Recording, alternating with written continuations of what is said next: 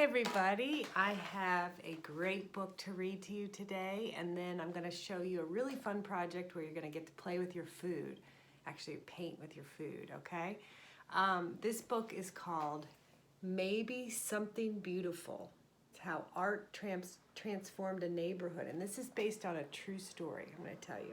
It's by Isabel Campoy and Teresa Howell, and illustrated by Rafael Lopez. And Rafael Lopez is the one that the story is based upon. Okay, here we go.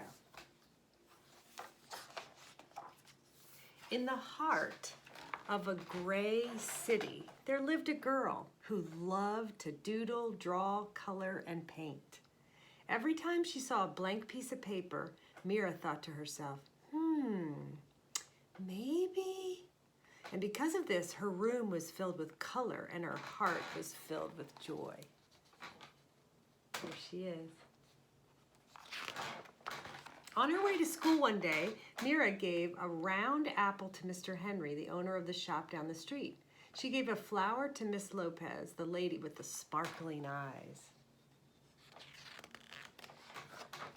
She gave a songbird to Mr. Sachs and a red heart to the policeman who walked up and down the streets. On her way home, Mira taped a glowing sun on the walls, hiding in the shadows. Her city was less gray now, but not much. The next day, Mira saw a man with a pocket full of paintbrushes. He gazed at the wall. He looked at her son. He held up a finger in a square and peered through them. He said thoughtfully. What do you see? Mira asked. Maybe something beautiful, the man replied. Then, just like that, he dipped a brush in the paint. Bam! Pow! The shadows scurried away. Sky blue cut through the gloom. The man's laughter was like a rainbow spreading across the sky.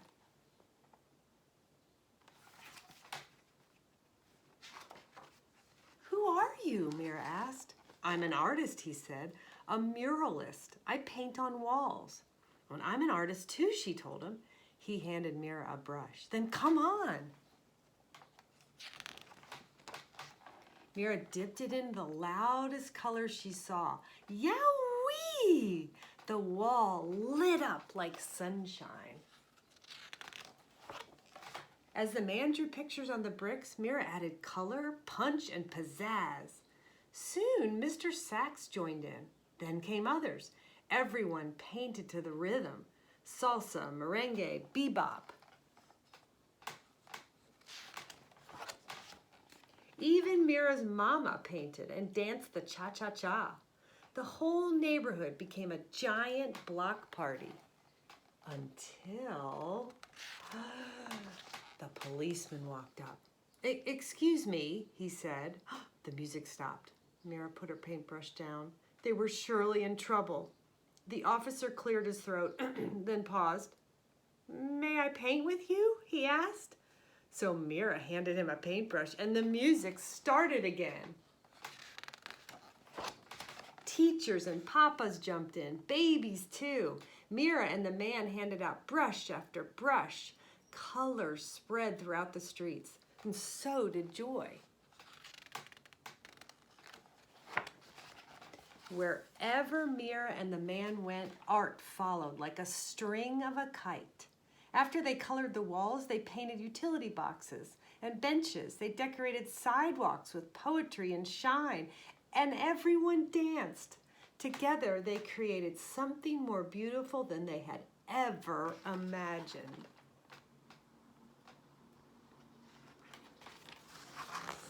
So beautiful. When their clothes were splattered with a million colors, everyone sat down to rest except the muralist. His eyes sparkled. You, my friends, are all artists, he told them. The world is your canvas. He smiled wide. Then he pulled everything together in big, swooping motions. His paintbrush was like a magic wand. When he was finished, Mira added one more bird way up in the sky. Maybe, she thought, just maybe. And that is the true story of a husband and wife, Rafael and Candace Lopez. They actually lived in San Diego, California, maybe they still do, and they started painting murals. And it gathered the whole community together, and they spread this joy throughout the whole city. And now it has taken off, and it's transpired all through the United States and into Canada and Australia, and it's become this community art. So it's just wonderful. These are some pictures of the real murals that they're painting. It's so wonderful, so beautiful. All right, so I'm going to show you a little project today that is, you are going to get to make something beautiful. Now, what I did is I took some vegetables and some fruit and I cut them, okay? So I've got, this is a stalk of celery. Now, this is a pretty small one. They come bigger, so if you want to find a bigger one, you just get your mom or dad to cut off the end so you've got the circle of the celery. I've got a carrot here cut off. I've got some broccoli, which I haven't even used yet. And I've got an apple that I cut in half. So that one side is just flat. And in this side, maybe this is something your mom or dad could do. I took a little knife and cut out a little star. Sometimes it shows up, sometimes it doesn't. Now, these make beautiful patterns on your paper. And I'm going to show you kind of real quick what they do. And then I'm going to give you an idea. So the celery, beautiful. Just do a real quick sample. You can do, makes these beautiful sort of circle patterns, the circles of the celery. My apple, you can dip it right into the plate, but I made the mistake of putting too many colors on my plate and I don't have enough room, so I'm just going to paint the color on. It's up to you. But that makes a beautiful circle pattern. You could make that like, oh my gosh, it looks like eyes, and I'm going to paint in some eyes and make a monster. I mean, anything you want it to do. See? You take it and look at it and say, what does this look like? So I could paint, I could even do this as the mouth down here and then put teeth inside of it. Up to you. The ideas are endless. Okay, and then here's my star that I created. Let's see if that will work. Let me put some paint on it. And like I say, you can just dip it into the tray where paint is and kind of get it on there. But I'm going to try loading it up with a paintbrush real easy like that. Okay, let's try and see what it looks like. Let's see if the star will work. Kinda, you see it? Just you have to experiment, try different ways. It's really fun. There's the star. Okay, so I thought in a way that these celery stalks looked a little like lily pads. And so it got me thinking about Claude Monet, one of my very favorite artists who did lily pads. And I thought, well, what about just turning, you could put little lily pads with the flowers on. You could go ahead and just paint those on there and add little flowers coming up. And sometimes they have like little pink flowers in them, so you could add that. Little dots of color, look like lily pads.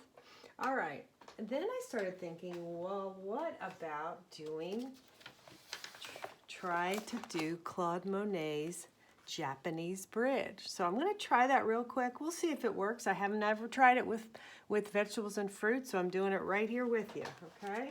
I painted a blue background real quick. Just a solid blue, whatever you want to do. You don't have to. And then I'm going to notice that his Japanese bridge goes across sort of the top. So I'm going to do that real quick. Let's see. Maybe I can... If I move this, hopefully you can see. Here we go. All right, so I'm gonna do, it has three lines going across the top of the bridge. 1, 2, oops, that's not so good. 2, it's okay, keep going. Never let it stress you out.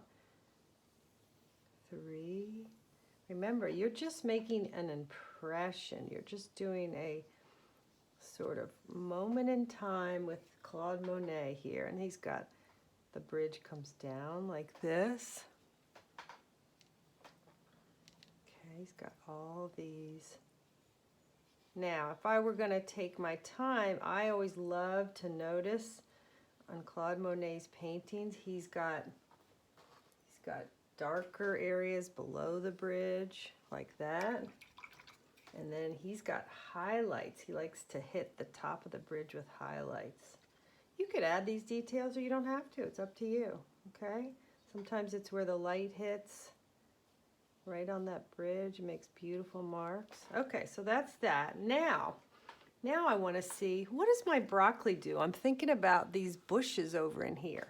I'm going to try the broccoli in a little bit of dark green and light green because he loved mixing colors right next to each other. All right, so to get those bushes, I'm gonna just do some, oh, that's perfect. It's just the texture that Monet used. Absolutely perfect. Okay, so I'm giving it some more. The bushes go down right here at the edge of his lily pond. They're all the way across the top of his sky in his garden, his Japanese garden. So I'm going to give that more. Okay, give some up in here.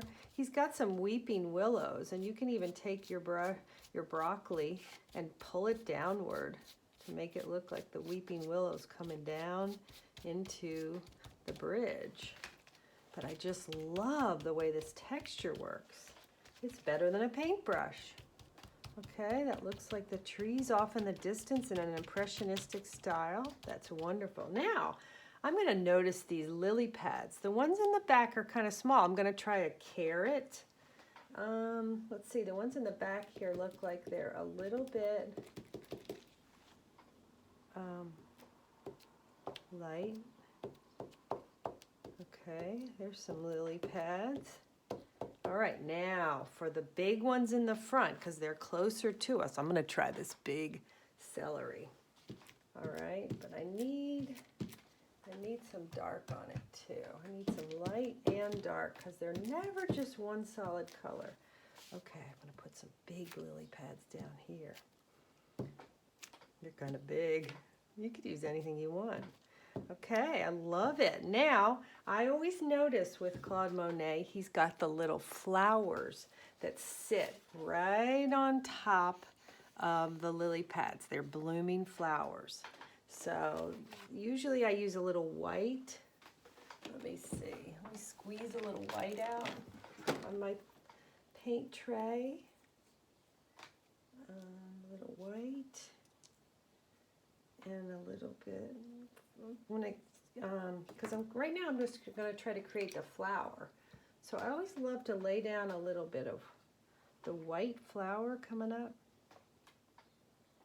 White with some yellow. Where's my yellow? Oh, here's my yellow. So you've got a little yellow flower sticking up on those lily pads, light yellow, like that. Okay. And they get smaller as they go back. And then you see there's like a little dot of red or pink where the flower's blooming.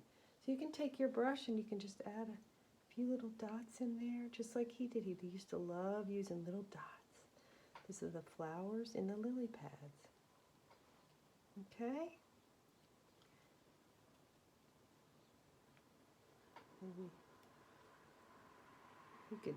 He loved to build up color too. You can add a whole lot on there. Just dab, dab, dab. Sometimes you can just put little dabs all over like that, okay? So, I mean, real quick, if I were going to go further, I'd probably add in some more blue and dots in between for the reflected lily pads and things. But just to give you a quick idea, This is super fun, and it looks a lot like Monet's Japanese bridge, except made with vegetables. All right, I hope that you will try this and try different things. You can try the apples and just make patterns. Beautiful. It's really called printmaking. Here's my star that I made with the fruit, with the apple. You could just fill your page with beautiful prints of different colors, or you could actually try to make an impressionistic scene, or anything you'd like. You could take it and do trees. I used the carrot for the stalk of the tree, and the top is the celery. So I hope you'll try it, and please send me pictures. I love to see your artwork. I miss you. I'll see you soon. Bye.